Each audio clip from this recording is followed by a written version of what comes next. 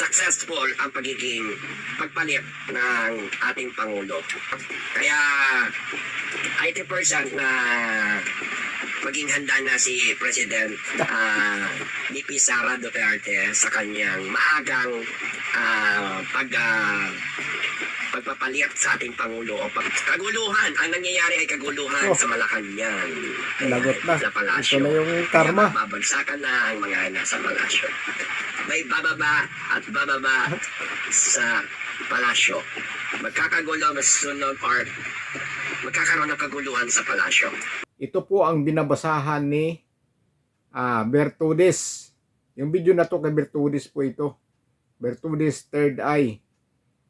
Panoorin muna natin tapos magbigay tayo ng komento sa mga nababasa ni Bertudes dito sa kanyang card na binabasa.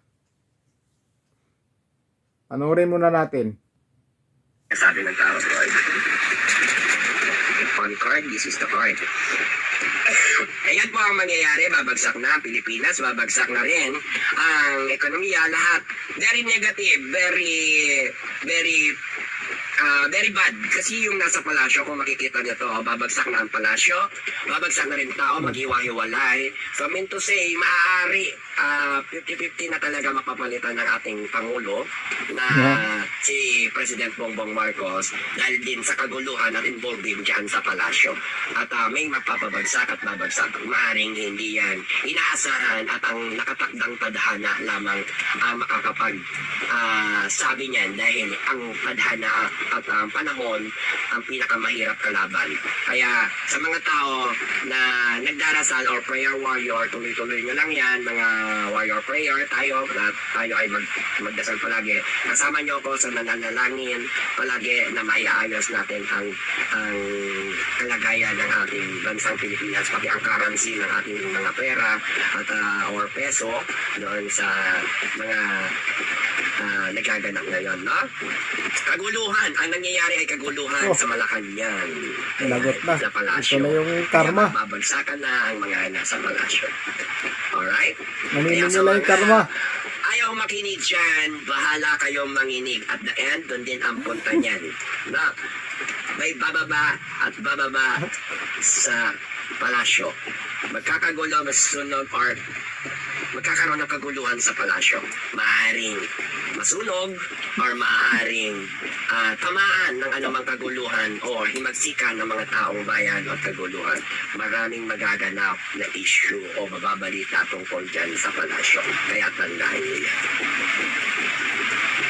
Alright? Next question. Maaga bang nagiging presidente si President VP Sara Duterte, Vice President VP Sara Duterte, magiging presidente na ba siya? Sa mga nagtatanong sa akin, ito po ang sagot. I think, yes, but 80% and 20% maaga, may pag-uusap, may pagpaplano. About daan dyan din sa labas ng Malacanang. Mayroong mga pag-uusap para maging successful ang pagiging pagpalit ng ating Pangulo. Maaaring hindi yan ngayong taon dahil swerte ni President Bongbong Marcos na hindi siya mapababa this year, pero meron siyang continuously. Nag-uunahan kasi sila kung sino ang bababa, kung sino ang pababayan, pero sino ang papalit at makakapalit agad. No? Kaya 80% na maging handa na si President VP Sara Duterte sa kanyang maagang pagpapalit sa ating Pangulo o pag-upo. Ngunit mapanganib at magkaroon ng mga di magandang threat. No? Kaya ubusan ng lakas, ubusan ng tapang, ubusan ng mga kaalaman at karunungan. At diskarte. Strategy nila yan kaya for politics, why politika? For mga politiko na yan nag-ano sa mga politics. Alright?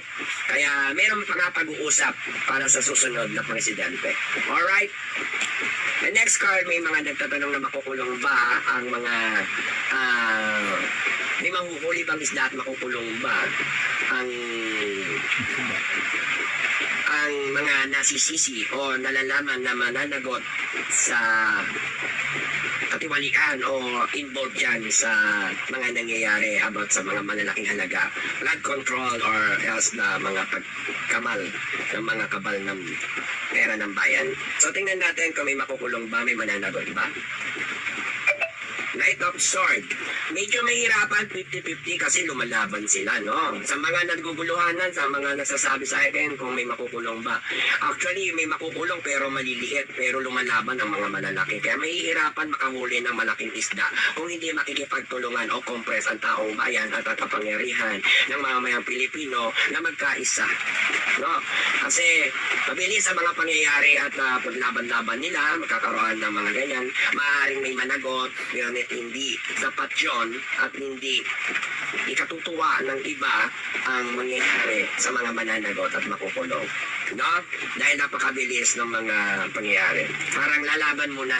Alam, patay kung buhay kung pagka pinilit patayan na. Parang gano'n ang mangyayari sa kanilang awayan. No? The next card as in anong gusto niyong itanong natin? So, itatanong natin kung makakabangon pa ba ang bansang Pilipinas? So, tingnan natin kung makakabangon pa ba ang bansang Pilipinas. May mamamagitan at meron tayong pagbangon. Huwag kayong mag-alala dahil may isang matandang mas powerful na tutulong din sa kapwa, isang liderato na powerful. Nasa mas nakatataas at mas makapangyarihan sa magagandang diskarte at pagpapaalis ng mga kahirapan sa ating bansa. No? May pag-asa naman po na makabangon ng ating bansang Pilipinas, pero tutulungan tayo ng mga presidente sa iba't ibang bansa. Lalo na yung may president dito kung nakikita sa number of 4. Mga malalaking kaibigan na presidente ni Pangulong former President Duterte. Yan ang nakikita ko, no, mga matatanda or pangulo, liderato yan, na veterano or handang sumuporta sa pagbabago ng ating bansang Pilipinas. Yun. Dito natin makikita yung card na binabasa ay gumagapang na po yung karma sa kanila. Bumabalik na po. Ay sinasabi daw dito sa card na sila mismo mag-away-away, maglaban-laban. Kung sa baga, magturuan yung mga yan, magtuturuan at magkanya-kanyang pulasan yan. Maghahanap kung sino ang kakampihan nila. Marami dyan babaliktad, sinasabi ko nga sa inyo. Nagbasa din ako ng card nung mga nakaraan, ganyan din nakikita ko, na talagang magkagulo yan sila mismo. Sila mismo yan. Magtuturuan at magkanya-kanya yan. Magpupulasan po talaga yan sila. Marami dyan babaliktad po talaga. Tapos yung sinasabi niyang babagsak, totoo po yan. Nababasa ko rin yan dati sa card. Nababasa ko yan. Kaya yung mga nakikita sa card, sinasabi dito talaga o ipinahiwatig na yung karma po talaga mayroon po. Unti-unti na pong gumagapang. Hindi lang po dyan sa kanila dahil marami yan sila na nanggigipit sa mga Duterte at nakikita yun niya na mapapalitan ang Pangulong Bongbong Marcos kay VP Sara Duterte. Nakikita ko rin yan sa card dati na binabasa ko. Ulit-ulit nga ng pagbabasa ko, lagi po yang lumalabas na talagang babagsak siya at mapapalitan. Ulit-ulit ko po yan na nakikita. Lahat ng nanguhula kayo o nagbabasa ng card, nakikita po talaga yung mangyayari. Sa card lang yan di ko sinasabi na ito po ay magiging totoo, pero sa mga nagbabasa talaga ng card, nakikita po yan nila. Lumalabas. Hindi po mababasa sa card na maganda ang ginagawa nila dahil pangit po talaga ang ginagawa nila. Mag-post nga sila sa Facebook nila, di ba? Parang comedy ang post na yan. Laging pinagtatawanan ng maraming tao tapos sabihin nila mga trolls. Hindi nila matanggap na pinagtatawanan sila ng taong bayan kapag sila ang nagpo-post. Lalo na kapag sinisiraan nila si VP Sara Duterte, mismong account nila, doon sila mag-post, pinapasok ng mga tao at pinagtatawanan lang. Kaya sinasabi ko doon, lagi din po ako nag-comment na huwag nyo na pong pahiyain ang sarili nyo. Itigil nyo yan dahil pinagtatawanan lang kayo ng karamihan ng taong bayan. At isa pa, may karma pang papasok o gagapang dun sa ICC. Dahil yung Russia at ang US sinasanksyonan na yung mga prosecutor ng ICC. Kung sa baga, karma na rin yan. Karma po yan talaga. Yung pangigipit nila kay Pangulong Rodrigo Duterte, talagang may reckoning dyan. Sinasabi nga ni Pangulong Rodrigo Duterte, kayanin niya dahil may reckoning. Darating ang panahon na may reckoning. Ito na po. Unti-unti na pong gumagapang. At baka mabaliktad pa dyan ang sitwasyon.